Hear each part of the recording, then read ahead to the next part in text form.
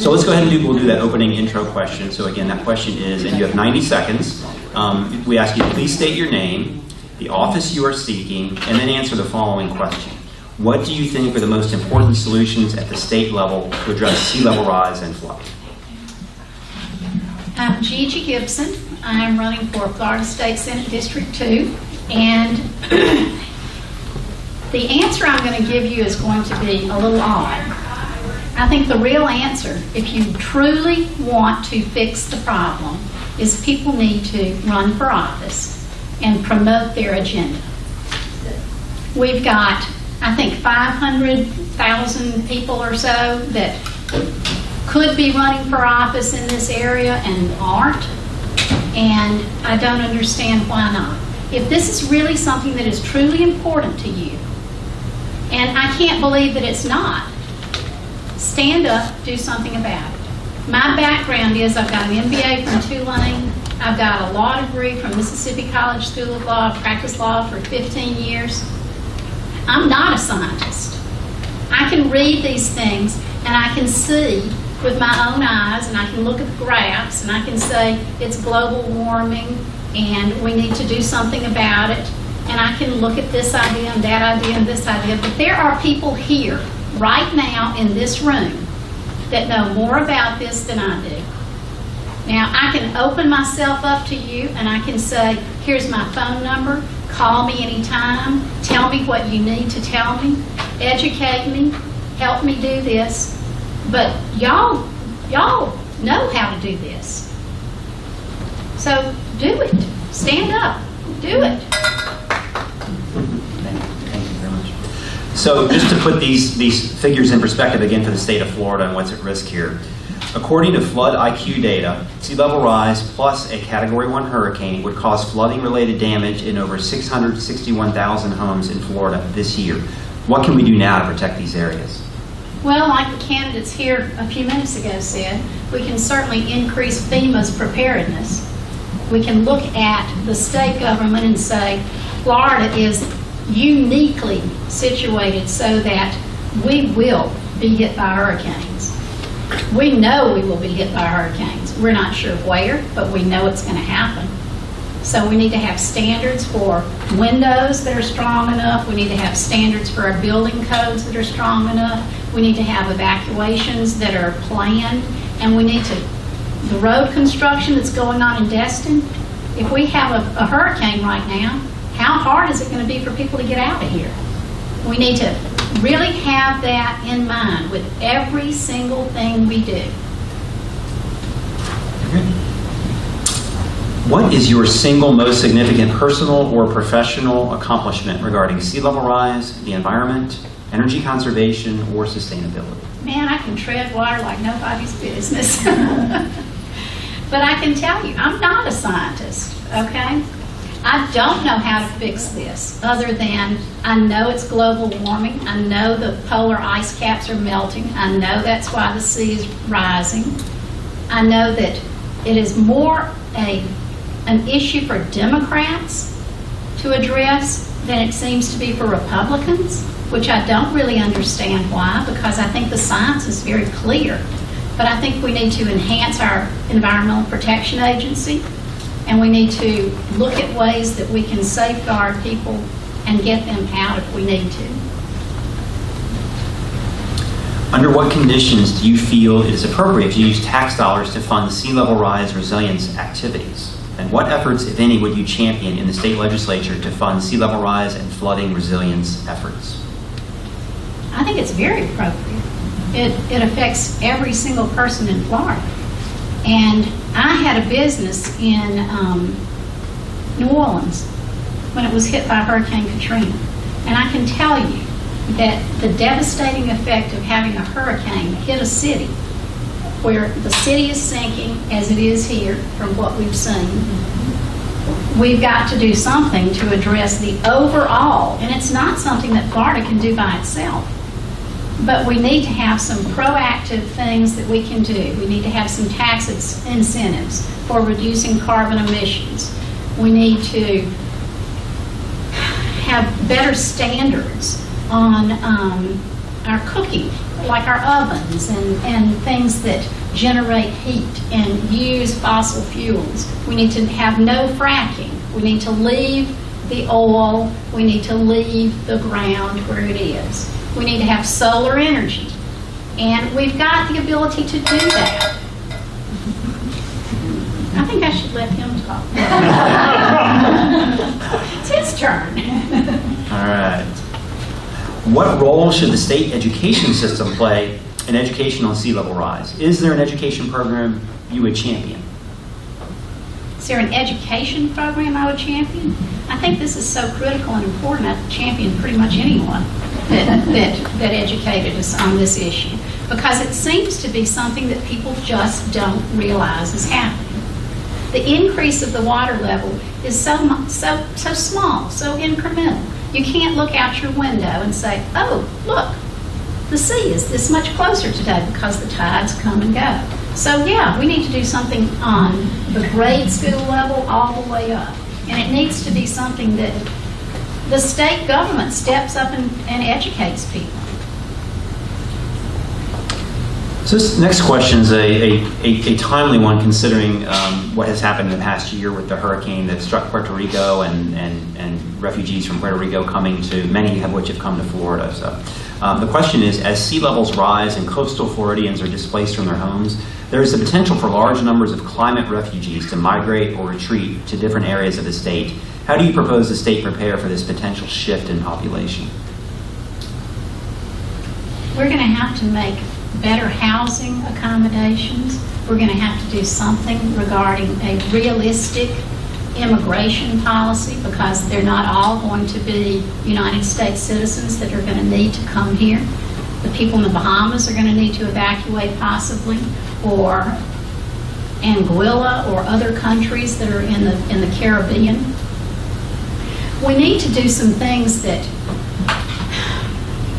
can provide for people who are in crisis, and we need to have them already in place. FEMA isn't going to be enough.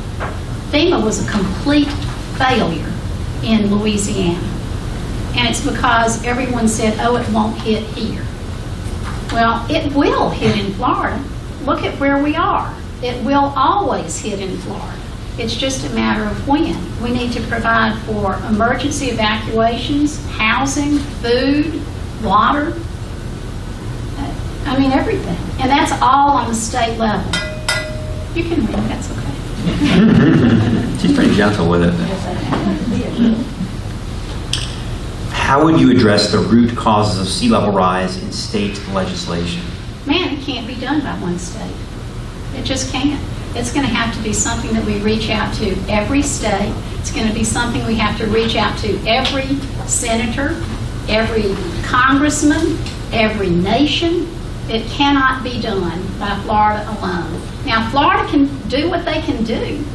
We can do things that, come to mind. Electric vehicles for our state vehicles, or limiting emissions from industry, or requiring that we have fewer bombs exploded. That just couldn't be good for the environment.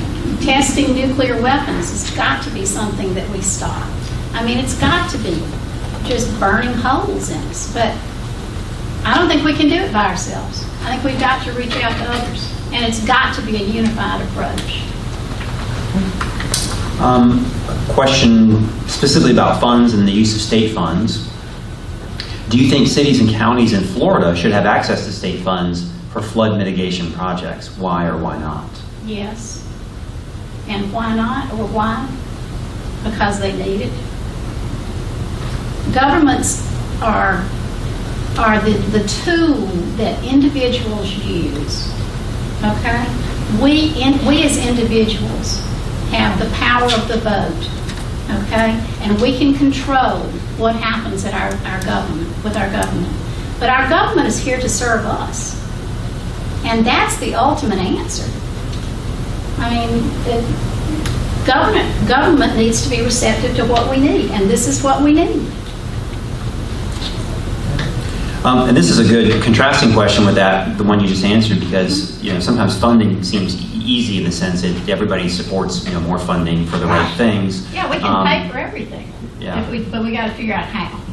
So this one is more dealing with more regulation, or the potential of more regulation, and how you might feel about that. And the question is, would you support state-level restrictions on new coastal development and or redevelopment to mitigate damage from storm surges? Why or why not? Repeat that. Would you support state-level restrictions on new coastal development and or redevelopment to mitigate damage from storm surges? Why or why not? I think we should have higher standards. I think we should require, similar to what California has done, I think we should have to have an impact study for every building that's done and see if that is going to affect the water flow and the water table. I think we should be sure that what we are building is going to be in everyone's best interest. If we build something that is going to generate a great deal of carbon, I mean, why can't we require that people put solar panels on the roof? I mean, that seems like an easy answer. We can have solar farms. I understand that it takes about 1,000, and I can look up exactly what it takes, but it takes, I think, about 1,000 acres to do a solar farm, and that if you, gosh, y'all are going to live in suspense about the solar farm. You want to take a few seconds to finish that thought, or you okay. I can probably get it on the next question. Okay, so we'll move on. We'll move on. Yeah, there may be another place to bring it up. So.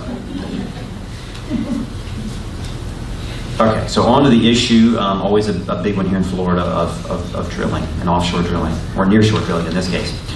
In 2009, shortly before the Deepwater Horizon disaster, the Florida legislature moved to open our nearshore waters to offshore oil and gas exploration.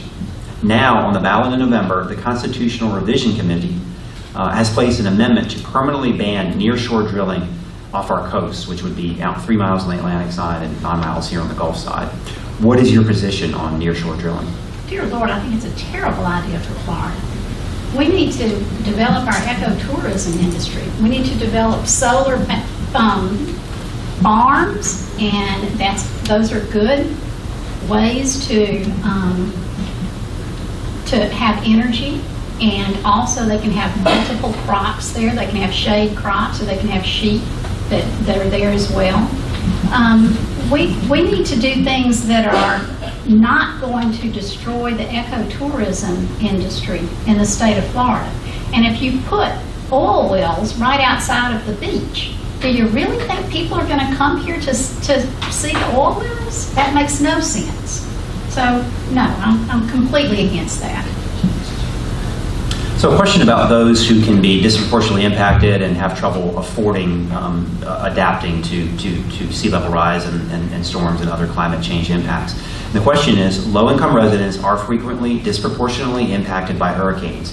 For example, government phones for low-income residents in Florida called Lifeline phones provide 250 free minutes of free talk time, but with things like resolving landlord disputes, FEMA claims, other issues in a post-disaster environment use up more than those free minutes. How do you think we can improve recovery assistance to low-income residents? I think there's a terrible poverty cycle that we have to address. I think one of the things is education, one of the components to breaking the poverty cycle, and maybe education, and also subsidizing in some way people who are trying to make ends meet but don't have a living wage yet. We need to have better, higher paying jobs. I mean, I know these all sound like they're not really directly answering what you're saying, but it's just such a mammothly huge problem. You know, the woman who's working 2 jobs and trying to take care of her child is going to have a hard time finding a better place to live if she can't keep shoes on their feet. It's the whole thing comes down to education and regulation to try to be sure that people are treated fairly and with love. So this gets to, I guess, some of the issue between, how much should the state government do, how much should the local governments do, and the question is, what do you think the role of state government is in mitigating coastal flooding? The role of state government? The role of state government in Florida is pretty mammoth. It's all-encompassing.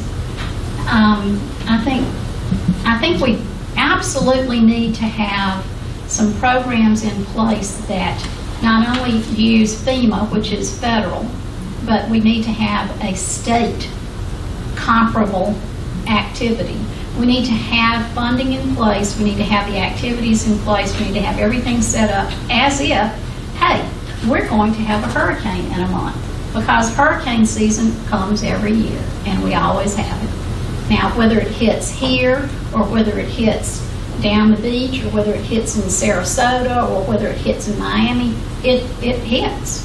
And it seems foolish for us not to prepare on a state level some evacuation, emergency housing, emergency food, emergency water, relocation for people. Not everybody has the ability to just pick up and go. So, yes, it's a state issue. Let's talk about renewable energy a little bit. It's a two-part question. How does renewable energy, first of all, how does renewable energy relate to sea level rise? And then secondly, what, if anything, should be done to promote renewable energy in Florida? Well, my understanding is that, and I'm not a scientist, I will tell you, but my understanding is that we need renewable and sustainable energy that is not based on our oil reserves or gas reserves in the ground. We need to leave those in place. We don't need to do fracking. We don't need to try to put oil wells out in the Gulf. We need to have sustainable, don't you fall asleep, renewable energy, solar farms, 1,000 acres, okay? And if you do under 75 watts, then you don't have to have any sort of special permitting. You can have a goat or sheep farm at the same time. You fence it off, and you provide a way that people can have clean, safe energy. And those jobs pay better than a whole lot of jobs. So it's a good way to get jobs into. So we've got a couple of great audience questions, and this one takes us to specifically to the shoreline and how natural systems can help with some of these shoreline erosion issues. And the question is, scientists have been making strides in proving that the rebuilding of mangrove forests, coral reefs, and oyster beds will have a significant impact on preventing hurricane and flood damage. How would you support the rebuilding of these to lessen the impact of rising seas? I think we have to maintain our coastline. I think that is the lifeblood of Florida ecotourism. I think we have to have not only our beaches, but also like the Intercoastal Waterway and other areas of wetlands that have the Everglades. We need the mangrove farms. We need the fishing. We need the vegetation to recover. We need to try to, at the state level, fund that and preserve it. We need to have our dunes preserved, because the dunes also help block the water and the wind from coming in from a hurricane. We need to do everything we can to maintain our environment. And another audience question. The question is, given that methane from agricultural operations is a key cause of global warming, are there any changes to the agricultural industry that you would recommend if elected? Changes to the agricultural industry? Probably, if I knew more about it, honestly. But I suspect that they're doing it the way they've done it for the past 100 years. They're using heavy equipment, and they need to try to reduce their carbon footprint. They need to try to do things like I was mentioning, the solar farms or wind energy, and fund through that as opposed to burning up gas and petroleum products, so that we don't have the greenhouse effect, and we don't have global warming, and we don't have the rise of our tides. We're gonna finish with a question that relates to an issue that's been very much in the news in South Florida, and it's somewhat related to climate change in the sense of warming, water temperatures contributing to things like increased growth of pathogens and algae and things like that. But if anybody's been following the news, you've seen the issues of Indian River Lagoon and Lake Okeechobee and the discharges in the Caloosahatchee River and such. And so we do have a question related to that. The question is, this summer, algae blooms once again threaten Florida's tourism industry and the health of our freshwater lakes, canals, and our beaches. The Florida legislature has been trying to deal with this issue for years now. What sorts of solutions would you propose or support if elected? I don't know enough about the growth of algae to tell you what would work, but I think that we need to do something so that our industry, our ecotourism industry, is preserved. Is there something that we can treat the algae with? I don't know. Is there something that we can do to keep that from happening? I don't know. I think there are people probably in this room that know enormously more about this than I do, and I will give you my phone number and you can help me figure it out. And that's about the best I can do. Well, thank you. That concludes our questions in this segment for Gigi Gibson, State Senate candidate for District 2. And next up is going to be our 2 Walton County Commission District 2 and 4 candidates. So we would welcome those to come forward. Thank you very much. Thank you.